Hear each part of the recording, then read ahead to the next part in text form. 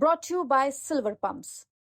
Top quality और consistent performance के लिए सिर्फ सिल्वर पंप्स नाम याद रखना। सार के गणेश के मौत के मामले में एक लंबी मैराथन बैठक लगातार दिन भर चलती रही, कई दौर की बातचीत हुई और अब जो है वो इस मामले में आप एक नतीजे पे पहुंचे हैं। शोक संतप्त परिवार के लिए आप क्या कहेंगे और क्या किस तरीके से इस मामले का समाधान हुआ है? दुखदाई, हृदय को पीड़ा देने वाली, पूरे समाज के अंदर एक बहुत ही दुख का माहौल था। 7 तारीख की रात को एक ऐसा घटनाक्रम हुआ, एक निर्दोष नौजवान अपनी जान से हाथ धो बैठा। बहुत लंबी उसके लिए संघर्ष हुआ, बहुत तरह की बातें हुई, परंतु आज मैं आभारी हूँ माननीय मुख्यमंत्री नायब सिंह सैनी जी का। आभारी हूँ जो कमेटी लगातार संघर्ष कर रही थी वो आज इस मुकाम पर पहुंची कि कल हम 10 बजे उस नौजवान बच्चे का हम अपने सम्मानपूर्वक संस्कार करने जा रहे हैं। इनकी 5 मांगें थी, पांचों की 5 मांगों को मुख्यमंत्री जी ने स्वीकार किया। परिवार के जख्म पर मरहम लगाने का काम किया। कई तरह की घटनाक्रम उसमें आए। कुछ लोग इसको आंदोलन को लंबा करना चाहते थे, परंतु परिवार को जो पीड़ा थी, समाज को जो पीड़ा थी, मुख्यमंत्री जी ने उसको समझा और इनके जख्म पर जो मरहम लगा, पूरे समाज के जख्म पर जो मरहम लगा, हमारा मान सम्मान बढ़ाने का मुख्यमंत्री जी ने सभी से मिलकर, पूरी कमेटी से मिलकर जो काम किया है उसके लिए माननीय मुख्यमंत्री जी के हम आभारी हैं। जिला प्रशासन ने बड़े संयम के साथ लगातार 7 तारीख सुबह से 8 तारीख सुबह से लेकर अब तक बड़ा धैर्य के साथ वहाँ के प्रशासन ने हमारे आंदोलन के लोगों को सहन किया, उनके साथ चले, उनके किसी प्रकार की वहाँ पर उत्तेजना पैदा नहीं होने दी।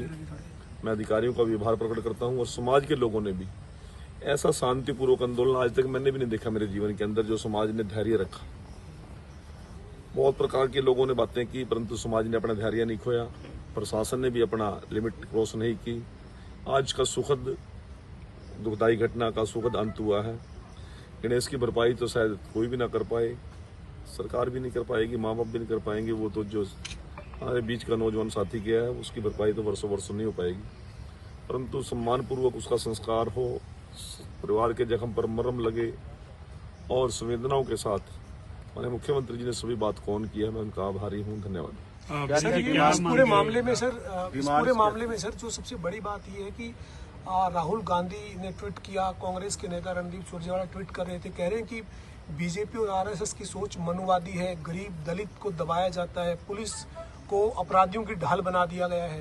मतलब काफी तीखे हमले जो है वो इस मामले में हुए हैं। सर देखिए, बड़ा संवेदनशील समय है, मैं कोई राजनीतिक टीका टिप्पणी नहीं करना चाहता, परंतु राहुल गांधी ने जो ट्वीट किया या जिन लोगों ने ट्वीट किया उन लोगों को पहले अपने गिरबान में झांक लेना चाहिए। मिर्चपुर कांड हुआ, जिंदे बुजुर्ग 85 साल के ताराचंद जिंदे जलाए गए।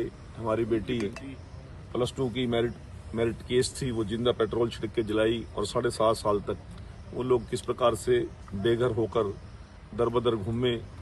उनको यदि आश्रय दिया तो मनोहर जी की सरकार ने दिया। गोहाना के अंदर दिन दहाड़े किस प्रकार से वाल्मीकि बस्ती को आके हवाले किया, राहुल जी शायद भूल रहे हैं, वो कांग्रेस के लोगों को भूल रहे हैं। इसी प्रकार से इंदिरा जी की दुखद हत्या के बाद पूरे देश के अंदर किस प्रकार से सिखों का कत्लेआम किया गया।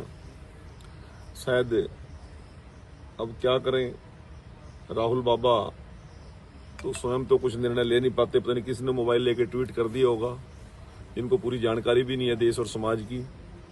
अब वो दुखद घटना का हमने आज यदि निराकरण मुख्यमंत्री जी ने किया है, प्रशासन ने किया है, सरकार ने किया है और समाज का मान सम्मान और गौरव बढ़ाने का काम किया है, उन लोगों को शायद हजम भी ना हो। कल कुछ और भी करेंगे, कुछ और लोग इस प्रकार की बयानबाजी करेंगे, मनुवादी की करेंगे, कुछ और प्रकार की करेंगे, परंतु एससी समाज को जो सम्मान बीजेपी की सरकार ने दिया, पूरे देश के अंदर दिया, कांग्रेस तो वहां तक सोच भी नहीं सकती।